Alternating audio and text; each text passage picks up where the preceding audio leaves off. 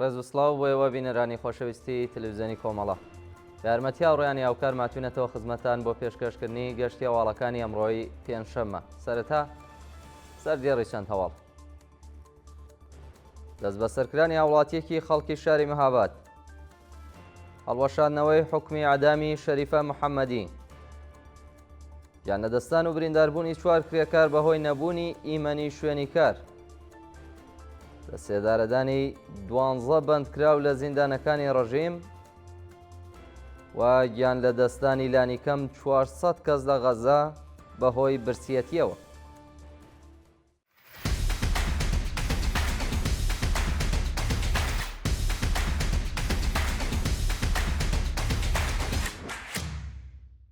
دەست بە سەرکردنی هاوڵاتیەکی خەڵکی شاری مەهاباد. ڕۆژی چوارشەممە حوتی خەزەڵوەری 1404 ئەتاوی هاوڵاتیەکی خەڵکی شاری مەهاباد بە نازناوی سەیران شاوڵا لەلایەن هێزەکانی دارەی دڵاتەوە دەست بە سەرکراوە و هێشتا چارەنووسی دیار نییە. بەپێی راپۆرتەکان هاوسەری ئەو شارۆمەندە بە ناسناوی جەلال سەدەفی پێشووتر خۆی لەلایەن هێزە ئەمنیەتیەکانی ئەو شارەوە دەست بەسەر و هێشتا لە مافی دەستڕاگەیشتن بە پارێزەر و پەیوەندی لەگەڵ بنەماڵەکەی بێبەش کراوە. هەروەها سەیران شاوڵا پێشووتر لەلایەن ئیدارەی دڵاتی ئەو شارەوە بانگهێشت و بۆ ماوەی زیاتر لە چەند کاتژمێر لێپرسینەوەی لێکرا بوو. مەترسی ئەدامکردنی هاوڵاتیەکی خەڵکی شاری ورمێ. بەپێی دوایین زانیاریەکان پاش دیسان پەسەندکردنەوەی حوکمی ئەعدامی ناسر بەکرزادە لەلایەن لەقی دووهەمی دادگای ئینقلابی ورمێوە مەترسی بەڕێوەچوونی حوکمی ئەعدامی و هاوڵاتیە لە ئارادایە.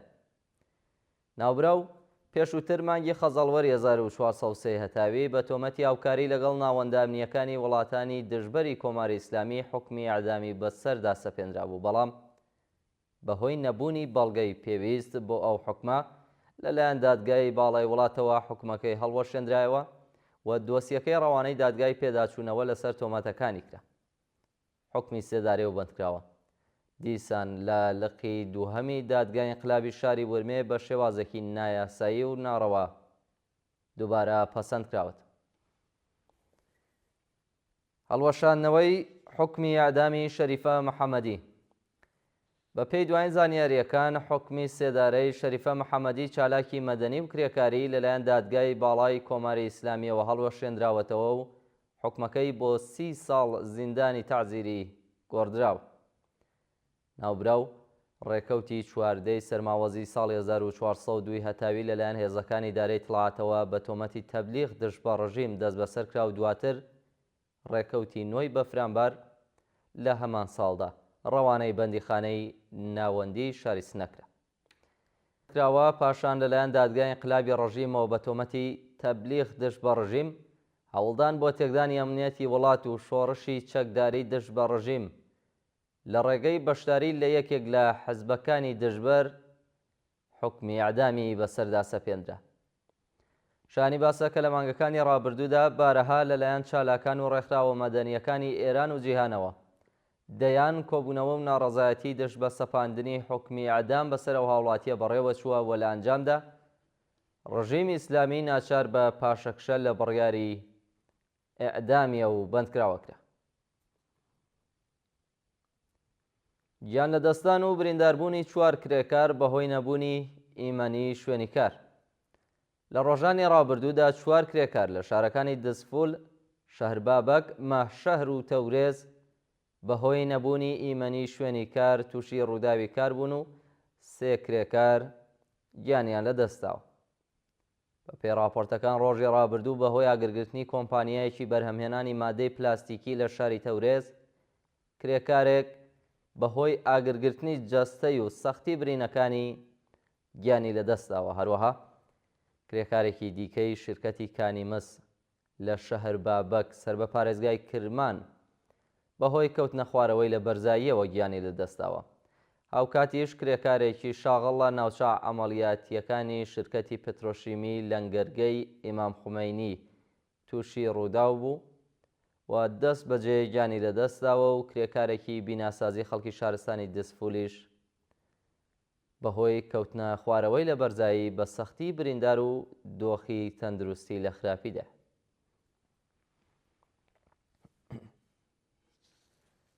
ناڕەزایەتی خوێندکارانی زانکۆی شیراز. ڕۆژی ڕابردوو کۆمەڵێک لە خوێندکارانی زانکۆی شیراز دژ بە خراپی کوالێتی خواردنی سلفیە و زانکۆیە ناڕەزایەتیان دەربڕیوە. خوێندکارانی ناڕازی بە ڕیزکردنی خواردنەکانیان لەسەر زەوی و هەروەها کۆبوونەوە لە بەردەم بینای ناوەندی ئەو زانکۆیە ئاماژەیان بەوە کردووە کە لە ساڵانی ڕابردوودا بەهۆی خراپی کوالێتی خواردنی سلفیە و زانکۆیە بەدەیان خوێندکار ژاراوی بوون و بەرپرسان هیچ بایەخێک بە تەندروستیان نادەن. لە بەردەوامی ناڕەزایەتیەکاندا خوێندکاران خوازیاری کۆتایی هاتنی گوشاری ناوەندە ئەمنیەکان لەسەر خوێندکارانی ناڕازی، دابینکردنی سرویسی هاتوچۆی خوێندکاران و ئەمنیەتی خابگاکان، باشکردنی کوالێتی خواردنی سلفی زانکۆ و هەروەها ئازادی دەستبەجێی خوێندکارانی دەست بەسەرکراو. لە سێدارەدانی 12 بەندکراو لە زیندانەکانی ڕەژیمدا.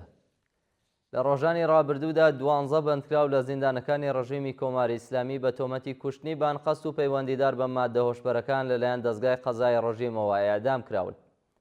بەپێی راپۆرتی ڕێکخراوەکانی مافی مرۆڤ، 8 بەندکراو بەناوەکانی زەکەریا محەممەد خانلوو، یونس زەمانی، حسێن ئیخلاسپور، محەممەد تۆخدەری، ئەشکان پەرتەویان، کەریم نازمی، سەجاد نەوروزی و فەرەیدون لوتفی بە تۆمەتی کوشتنی بانقەست لە زیندانەکانی قەزل حەساری کەرەس، تایباد، بافت، گۆنبەد، ساری و ناوەندی یاسوج ئیعدام کراون. هەروەها بەندکراوێکی دیکە بە ناسناوی سەعید عەرەبیان بە تۆمەتی پەیوەندیدار بە مادە هۆشبەرەکان لە زیندانی ناوەندی یەزد ئیعدام کراوە. شایانی باسە سێ بەندکراوی دیکەش کە هێشتا سەبارەت بە ناسناوی و ئەو تۆمەتانەی کە خراوەتە پاڵیان هیچ زانیاریەک لە بەردەستدانە لە زیندانی قەزل حەساری شاری کەرەج ئیعدام کراون. نەوژەنکردنەوەی دامەزراوەی ئەتۆمی نەتەنز لەلایەن ڕەژیمەوە. بە پێی وێنانەی کە لە ماهوارەکانەوە لەلایەن ناوەندی لێکۆڵینەوەی نێودەوڵەتی شاری واشنگتۆنی ئەمریکا وەرگیراون، چالاکیەکانی ڕەژیمی کۆماری ئیسلامی لە دامەزراوەی ئەتۆمی نەتەنز بە ڕێژەیەکی بەرچاو بەرز بووەتەوە. بە پێی وێنانە لە نێوان ڕۆژەکانی 30 ژانڤیە تاوەکو 30 سپتامبر نەوژەنکردنەوەی دامەزراوە ئەتۆمیەکان لە چیای کۆلەنگ گەزلای نەتەنز بە ڕێژەیەکی بەرچاو بەرز بووەتەوە و لەلایەن هێزەکانی ڕەژیمەوە دەرگای نوێ بۆ ئەو ناوەندە ژێرزەوینی ئەساس کرا. بە وتەی کارناسانیان بوارە، ڕەژیمی کۆماری ئیسلامی دەیەوێت یان سانترفیوژی نوێ لەم دامەزراوەیەدا ساز بکات، یانەوەی کە دەیەوێت ئۆرانیۆمی لە 60 بگەێنێت بە ئەو ڕێژەیە کە چەکی ئەتۆمی بەدەست بهێنێت، کە ئەمەش دەبێتە هۆکارێکی نوێ بۆ سەپاندنی گەمارەوەیکی زۆرتر لەسەر ئێران، یانیش هێرشێکی نوێی وڵاتانی دیکە بۆ سەر دامەزراوە ئەتۆمیەکانی ڕەژیم. و دوایین هەواڵمان سەبارەتە بە گیان لە دەستانی لانیکەم 400 کەس لە غەزا بەهۆی برسیەتیەوە.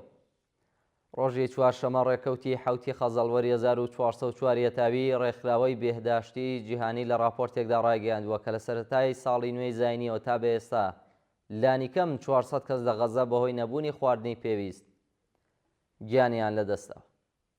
بە پێی راپۆرتانە 113 کەس لەم ئامارە منداڵان بوون و ڕۆژانە ڕێژەی گیان لە دەستانی خەڵکی غەزا بەهۆی برسیەتی و نەخۆشیەوە بەرز دەبێتەوە. بە وتەی ڕێکخراوەی جیهانی بێهداشت، منداڵان و بە ساڵاچوان زیاتر لە کەسانی دیکە لەم بارودۆخەدا تووشی نەخۆشی دەبن و پێویستە کە ڕێکخراوە نێودەوڵەتیەکان بە مەبەستی گواستنەوەی ئەو دوو چینە بە شوێنێکی ئەمن یان لە ڕێگەی سازکردنی کەمپ پارێزگاریان لێ بکەن.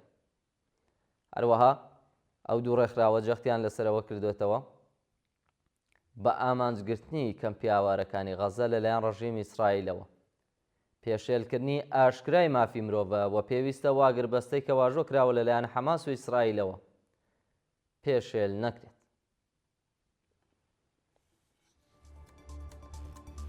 بینەرانی خۆشەویست، گەشتی هەواڵەکانی ئەمڕۆتان پێشکەش کرا. کات و ساتێکی خۆش بۆ هەموولای.